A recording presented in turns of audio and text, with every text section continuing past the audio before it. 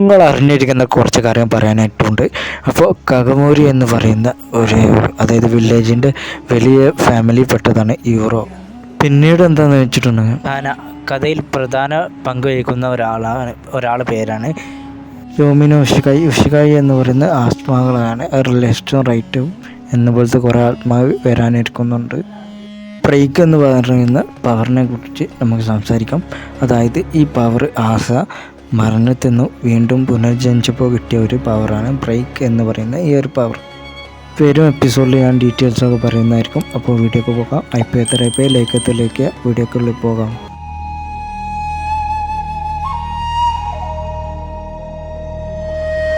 സ്റ്റാർട്ടിങ്ങിൽ തന്നെ ഫ്ലാഷ് ബാക്കാണ് കാണിക്കുന്നത്. അതായത് ഇന്നൊരാൾ കൊല്ലാൻ വന്നപ്പോൾ അവൻ്റെ കണ്ണിലാണ് കൊല്ലാനുള്ള ദേഷ്യം കണ്ടിരുന്നു.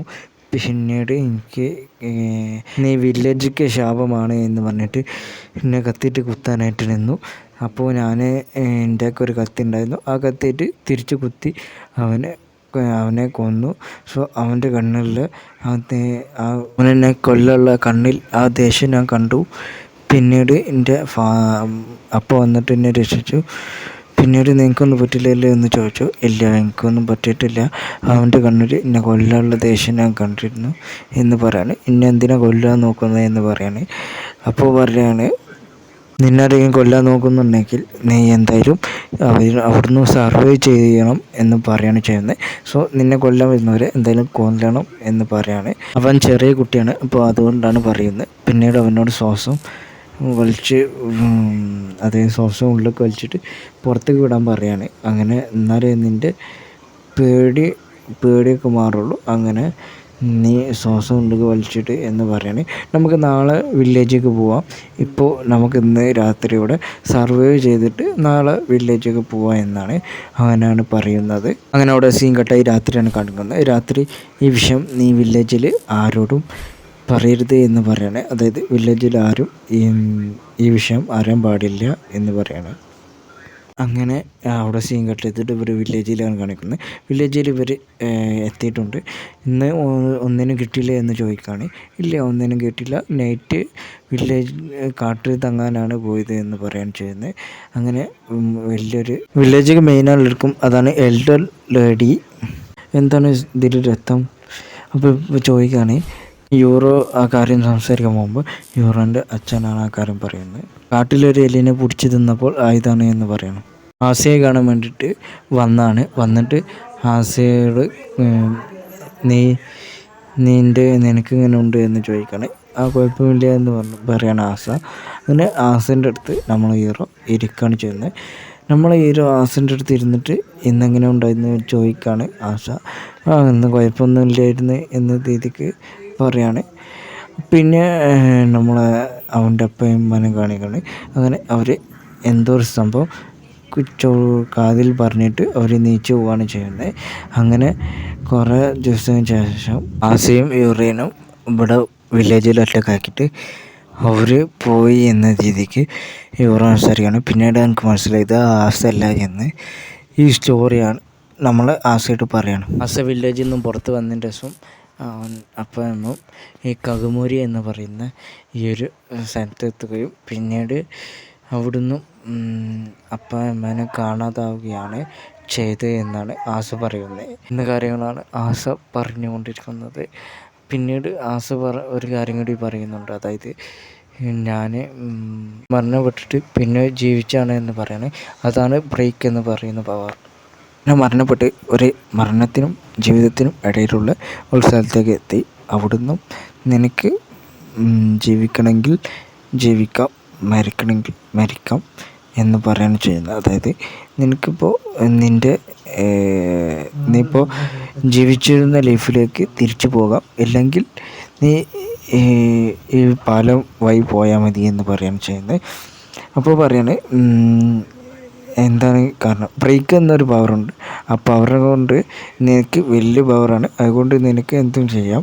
സോ ആ പവർ വെച്ചിട്ട് നിനക്ക് മരണത്തിൽ നിന്ന് ജീവിതത്തേക്ക് വരാൻ പറ്റും. സോ നീ തീരുമാനിക്കുക ഇപ്പോൾ ജീവിതത്തേക്ക് വരണം മരണത്തേക്ക് വരണമെന്ന്.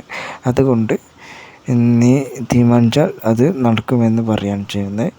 അപ്പോൾ അപ്പം നമ്മൾ ആസ് ചോദിക്കാണ്, അതായത് നമ്മളെ ഹീറോ ഇങ്ങോട്ട് വന്നിട്ടുണ്ടോ എന്ന് ചോദിക്കാണ്. അത് സ്റ്റീൽ എന്ന് സ്റ്റീലിന് ഒരു വാക്കോട് പറയുന്നുണ്ട്.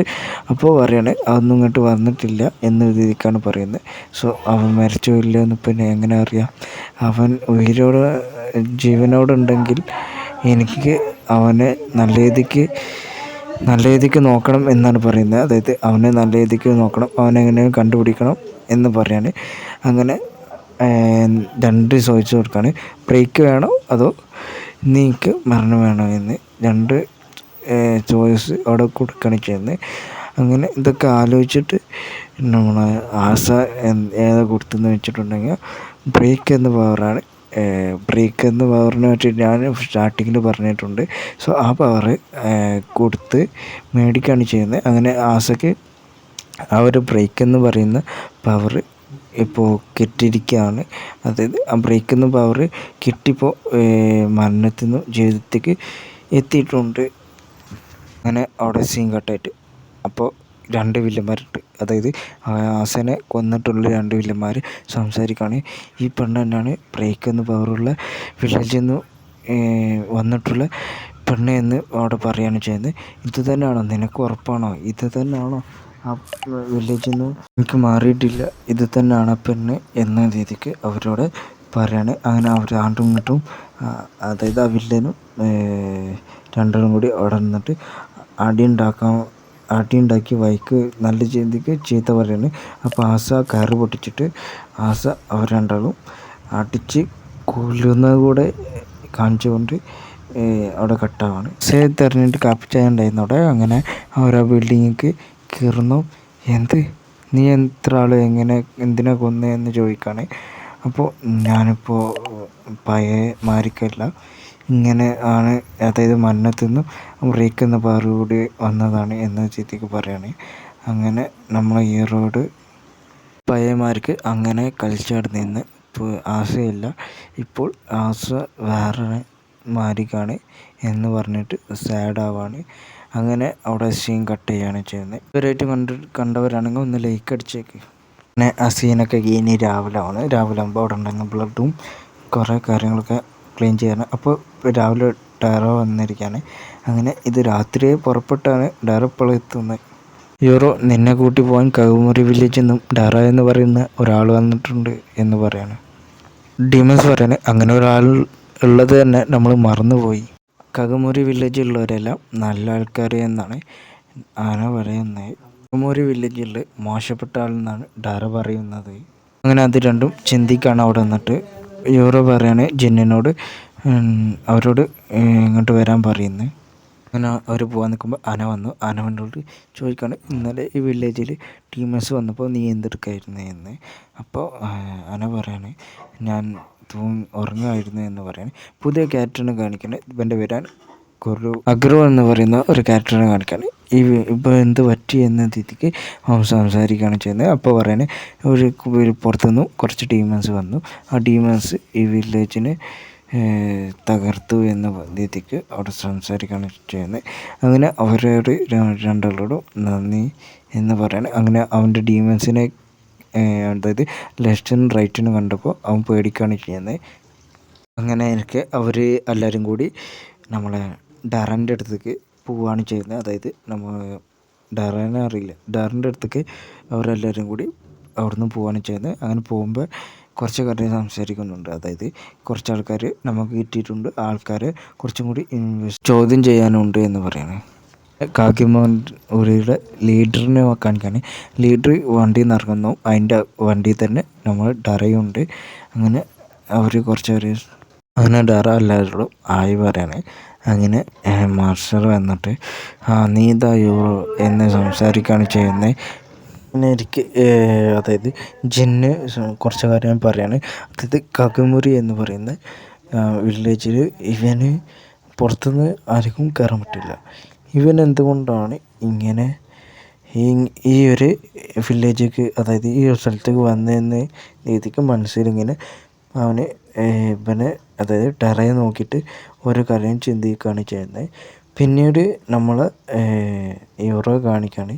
അങ്ങനെ അവിടെ നോക്കുകയാണെങ്കിൽ ഒരാളുടെ മേത്ത് നീലും പിന്നെ ഒരാളുടെ മേത്ത് ചുവപ്പുമാണ് കാണിക്കുന്നത്. ഇവരിൽ ആരാണ് ശരിക്ക് വില്ലന് എന്ന് അറിയാൻ പറ്റുന്നില്ല എന്നതിലേക്ക് നമ്മളെ റൈറ്റും യൂറും കൂടി സംസാരിക്കുന്നതായിട്ട് കാണിക്കുന്നു. യൂറ് അങ്ങനെ ടെററോട് സംസാരിക്കുകയാണ്. ബ്രേക്ക് എന്ന പവർ ആസ എല്ലാം കിട്ടിയിട്ടുണ്ട് എന്ന് പറയുകയാണ് ചെയ്യുന്നത്. അങ്ങനെ മരണത്തിൽ നിന്നും മരണപ്പെട്ടിട്ട് പിന്നെ ജീവിച്ചു വന്നപ്പോഴാണ് ബ്രേക്ക് എന്ന പവർ കിട്ടിയതെന്ന് പറയുന്നത്. അപ്പോൾ ടെറ പറയണേ അങ്ങനെ ഒരിക്കലും കിട്ടാനായിട്ട് സാധ്യതയില്ല എന്ന് പറയാൻ ചെയ്യുന്നത്. അതിനെപ്പറ്റി കൂടുതൽ അറിയത്തില്ല. അത് നമ്മൾ വില്ലേജിലുള്ള ആ കിളവിക്ക് മാത്രമേ അതിനെ പറ്റിയിട്ട് അറിയുള്ളൂ എന്ന് അവിടെ സംസാരിക്കുകയാണ് ചെയ്യുന്നത്. 400 വർഷങ്ങൾക്ക് പിന്നാണ് ടീംസ് ഉണ്ടാകുന്നു. ആ ടീംസ്ക്ക് ഇപ്പം എന്ത് പറ്റിയെന്ന് അറിയത്തില്ല. സോ ഈ മരണത്തിൽ നിന്നും ജീവിച്ചവർ ഉണ്ട് എന്ന രീതിക്ക് ടീംസ് സംസാരിക്കുകയാണ്. അതൊക്കെ നമുക്ക് ഭക്ഷണം കഴിച്ചിട്ട് സംസാരിക്കാം എന്ന് പറയണേ. അപ്പോൾ എനിക്ക് സന്തോഷമായിട്ട് എൻ്റെ ഇപ്പോൾ ഇന്ന് ഡിന്നർ കഴിക്കാനുണ്ടല്ലോ എന്ന രീതിക്ക് സന്തോഷപ്പെടാൻ ചെയ്യുന്നത്. അതോടുകൂടി ഈ ഒരു എപ്പിസോഡ് എൻ്റെ ആണ്. അപ്പോൾ നമ്മൾ അടുത്തൊരു എപ്പിസോഡായിട്ട് വരുന്നതായിരിക്കും, പെട്ടെന്ന് തന്നെ വരുന്നതായിരിക്കും. സബ് ചെയ്യുക, ലൈക്ക് ചെയ്താൽ കൂടുതൽ ആളുകളിലേക്ക് എത്തുന്നതായിരിക്കും.